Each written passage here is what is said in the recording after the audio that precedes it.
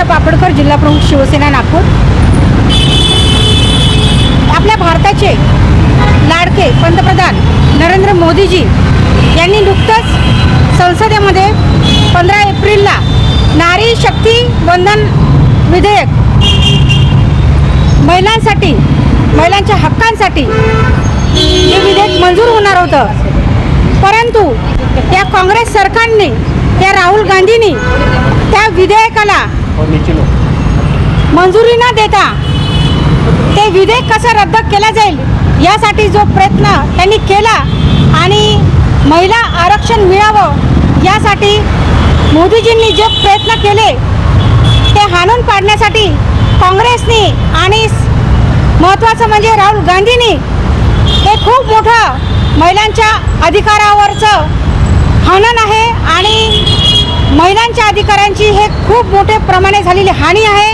ती महिलांची झालेली भ्रूण हत्या आहे, त्यांच्या अधिकाराची झालेली भ्रूण हत्या आहे।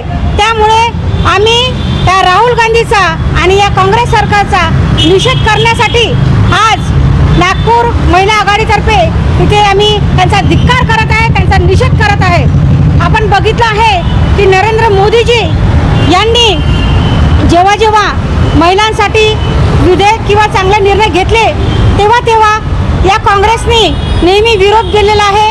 मग ते जनधन योजना असो, डिजिटल जे पेमेंट ती योजना असो, किंवा 370 जे कलम आहे ते असो, किंवा 3 तलाक जे निर्णय झाले होते तेव्हा सुद्धा काँग्रेस आणि या राहुल गांधीने त्यांना विरोध केला। आणि जेव्हा जेव्हा आपण महिलांसाठी आणि या समाजासाठी, या देशहितासाठी त्यांनी प्रयत्न केला, परंतु या काँग्रेसने विरोध केला आणि यांचा काळा चेहरा आज या देशातील महिलांनी बघितले आहे। काही सध्या लव जिहादचं प्रकरण जास्त चालू आहे। TCS सारख्या नामांकित कंपनीमध्ये महिलांचं जातीभेद करण्याचा प्रयत्न चालू आहे। काय म्हणाल, काय भावना? अशीच घटना नागपुरामध्ये पण घटना झालेली आहे, त्या संदर्भात काय म्हणाल? नक्कीच जेव्हा आपण महिलांना आरक्षण मिळावं या विधेयकासाठी आज रस्त्यावर उतरलेलो आहे, तर महिलांच्या अत्याचारासंबंधी सुद्धा आपलं सरकार हे काम करत आहे। आणि आपले महाराष्ट्राचे मुख्यमंत्री देवेंद्र फडणवीस साहेब, तसे उपमुख्यमंत्री एकनाथ शिंदे साहेब यांनी त्या आपण जो विषय ठेवला TCSचा, जो नाशिकचा कंपनीमध्ये जो महिलावर जो अत्याचार झाला त्याच्यामध्ये सुद्धा आपल्या मुख्यमंत्री देवेंद्र फडणवीस साहेब यांनी पोलिसांना आदेश दिले आहे आणि नक्कीच मला त्यांच्या नक्कीच आंदोलन करणार। जर त्यांना न्याय मिळत नसेल, कुठे त्यांना अडथळा निर्माण होत असेल, तर महिलांसाठी नेहमी शिवसेना ही रस्त्यावर उतरून आंदोलन केलेलं आहे। आपण बघितलं आहे, आपल्या मीडियाच्या माध्यमातून मी सांगू इच्छिते की महाराष्ट्रामध्ये जेव्हा आपले लाडके मुख्यमंत्री एकनाथ शिंदे साहेब हे मुख्यमंत्री होते तेव्हा सुद्धा लाडकी बहीण योजना ही जेव्हा त्यांनी सुरू केली, त्यांचा एकच उद्देश होता की महिलांना 1500 रुपये मिळावे आणि ते आत्मनिर्भर व्हावे, परंतु यासाठी सुद्धा ही योजना रद्द व्हावी।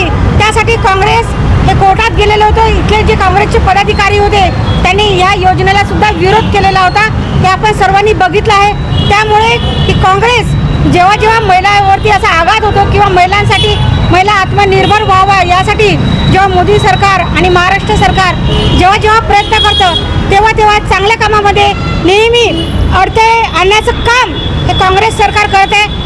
आमची जी महायुती सरकार आहे, जे आपलं मोदी सरकार आहे, ते नेहमी देशाचं हित, महिलांचं हित आणि राष्ट्रहित यासाठी काम करतं, परंतु काँग्रेस सरकार आणि राहुल गांधी हे नेहमीच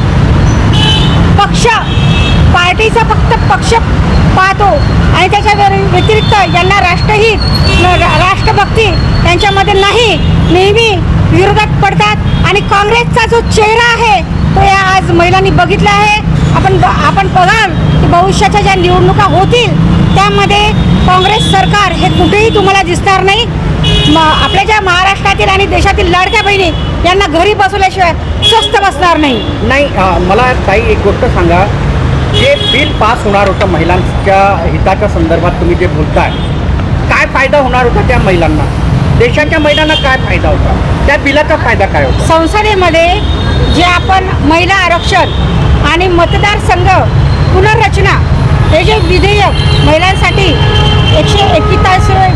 दुरुस्ती विधेयक म्हणतो आपण, ते आपले मोदी साहेब यांनी जे ठेवलं त्यासाठी येत्या आता आपण बघितलं 2026 सुरू आहे, जनगणना सुरू आहे. पुढच्या वर्षी त्याचे आकडे येणार होते आणि त्याच्यानुसार 2029मध्ये त्याचा सर्व महिलांना, जे राजकीय महिला आज ग्रामपंचायतमध्ये कमी संख्येत आपल्याला महिला दिसते, महानगरपालिकेमध्ये असो, लोकसभेत असो, विधानसभेत असो, महिलांना ज्या पद्धतीने आरक्षित सीटा द्यायला पाहिजे त्या पद्धतीने दिसत नाही. या 33% आरक्षणाचा फायदा प्रत्येक महिलांना, राजकीय असो की सामाजिक असो, त्या महिलांना 2029च्या निवडणुकीमध्ये मिळालेला असता. काँग्रेसनी जे महिला विधेयक आणलेलं होतं मागच्या वेळेस, तर ते बरोबर नव्हतं का? असं वाटतं का तुम्हाला? महिलांच्या हिताचं नव्हतं का? बरोबर. त्यावेळेस तुम्ही जे म्हणत आहे की ते विधेयक सर्वसंमतीने मंजूर झालेलं होतं, त्याच्यामध्ये यासुद्धा सर्व पार्टीने म्हणजे काँग्रेस सरकार किंवा सगळे पक्ष यांनी ते मंजूर केलेलं होतं. परंतु 2011च्या जनगणनेनुसार आता कुठलीही जनगणना झाली नाही. त्यानंतर आता 2026मध्ये ही जनगणना झाल्यानंतर जे मतदारसंघ न्याय पुनर्रचना जे म्हणतो आपण, त्याच्यानुसार आता महिलाची संख्या ही जनगणनेनंतर वाढणार होती. प्रत्येक विधानसभेमध्ये, शहरामध्ये, तालुका लेवलवर ही महिलाची संख्या वाढणार होती आणि त्याच्यानुसारच हे आपलं विधेयक, घटना दुरुस्ती विधेयक नरेंद्र मोदी साहेबांनी संसदेमध्ये मांडलं. परंतु ही महिलाची जी संख्या वाढणार होती आणि महिलांना प्रतिनिधित्व तिथे मिळणार होतं, परंतु हे काँग्रेस सरकारला खपलं नाही. त्यामुळेच काँग्रेस सरकारने या विधेयकाला नामंजूर केलं. प्रतिनिधित्व तसंही मिळतोय महिलांना. तुम्हाला असं वाटत नाही का की 50-50% जे आहे प्रतिनिधित्व मिळायला हवं महिलांना निवडणुकीमध्ये? ज्या पद्धतीनं अजूनही प्रतिनिधित्व महिलांना मिळायला पाहिजे त्या पद्धतीनं आपण बघतोय की मिळालेलं नाही आहे. परंतु हे जे विधेयक आहे, महिला आरक्षण, नारी शक्ती वंदन विधेयक, जे 33% आरक्षण विषय विधेयक हे पास झालं असतात तर जास्तीत जास्त अजून मोठ्या संख्येने महिला आपापली बाजू आणि आपापलं प्रतिनिधित्व संसदेत म्हणा किंवा विधानसभेत आणि महानगरपालिकेत, ग्रामपंचायतमध्ये त्यांनी त्यांचा अधिकार तिथे गाजवला असता. 50% आरक्षण नको का तुम्हाला? 50% आरक्षण तर आहेच आम्हाला, पाहिजेच आहे. आम्ही त्याच्याच हक्कासाठी भांडत आहे. परंतु हे जे राहुल गांधी आहे, हे जे काँग्रेस सरकार आहे, ज्यांनी इंदिरा गांधीजी यांनी सुद्धा या संसदेमध्ये या जे संख्या बघवली होती ती संख्या वाढावी, जे 540 संख्या आहे ती 850वर जावी, यासाठीच तर मोदीजी आणि आमचं जे त्यांना महायुती सरकार आहे जे पाठिंबा देत आहे, अनेक जे पक्ष आहेत, यासाठीच तर नरेंद्र मोदींचा प्रयत्न होता. परंतु नेहमीच 2/3 मतं जे संसदेमध्ये कमी पडले तरी पण काही हरकत नाही, आम्ही प्रयत्न करत राहू. आम्ही महिलांच्या हक्कासाठी आमचं जे मोदी सरकार आहे ते प्रयत्न करतच राहणार आणि कधी ना कधी हे विधेयक पास केल्याशिवाय आम्ही स्वस्थ बसणार नाही. परंतु जो काँग्रेसचा जो काळा चेहरा होता तो आज उघड पडलेला आहे आणि हे खूप मोठं पाप त्या काँग्रेसवाल्यांनी केलं आहे. आणि ज्या देशातील आणि ज्या लाडक्या बहिणी आहेत यांना घरी बसवल्याशिवाय स्वस्थ बसणार नाही. प्रियंका गांधी देखील एक महिला आहे, त्यांनी देखील या बिलाला विरोध केलेला आहे. का बरं असं? एक महिला राहून का बरं विरोध करते? नक्कीच प्रियंका गांधी ज्या आपल्या गांधी परिवारातील त्या ज्येष्ठ महिला आहेत, त्यांनी सुद्धा, मला त्यांचं तर आश्चर्य येते की त्या एक महिला असताना सुद्धा या विधेयकाला त्यांनी रद्द करण्यासाठी प्रयत्न केले. म्हणजे तुम्ही महिलाच्या बाजूनी आहेत की तुम्ही फक्त विरोधकांना, एक चांगल्या विषयाला विरोध करायचा म्हणून फक्त विरोध करायचा? नाही, अनेक महिला खासदारांनी विरोध केला ना, पण त्यामध्ये सत्ताधारी असो किंवा नाही, विरोधक असो, परंतु अनेक खासदारापैकी जास्तीत जास्त जे मतं पडलेलं आहे, आपण बघितलं आहे की 60% मतं हे आपल्या त्या विधेयकाला मिळाले. फक्त 40% 2/3 जे मतं आहे ते सुद्धा आपल्याला कमी पडलेले आहे. परंतु आम्ही तुम्हाला सांगितलं की आम्ही कुठेही कमी पडणार आहो नाही. एक विषय जरी आपला समाप्त झाला तरी इथून अजून प्रयत्न करत राहणार. का बरं मतदान कमी पडलं? आता हे जे महिलांना आरक्षण या लोकांना, काँग्रेसवाल्यांना मिळूच द्यायचं नाही तर त्यांनी विरोध केला म्हणूनच कमी पडलं ना. आणि कुठलेही विधेयक पास झालं ना, पण नाही, कुठलेही विधेयक पास करताना हा सर्व संमतीने व्हायला पाहिजे. झालं ना. मतदान झालं, पण 40% मतदान हे कमी झालं.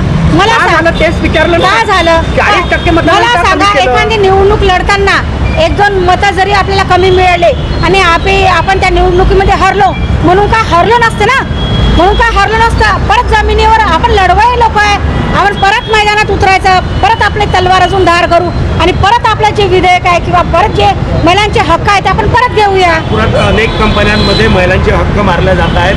काय आंदोलन होणार आहे आणि त्यांना काय धर्म परिवर्तन त्यांना करण्यासाठी भाग पाडत आहेत. त्या नागपुरात नागपूरमध्ये किंवा जे धर्म परिवर्तन ज्या महिला करत आहे किंवा त्यांना जबरदस्ती त्यांना दबाव टाकत आहे, तर अशा महिलांनी आमच्या शिवसेने महिला आघाडीला लेखी तक्रार करावी, आम्हाला फोन करावा, आम्हाला संपर्क करावा. अशा महिलांसाठी सुद्धा आम्ही रस्त्यावर उतरणारच, कारण आपण आपला भगवा रंग हा सगळ्यांसाठी रस्त्यावर उतरून न्याय देणार आहे.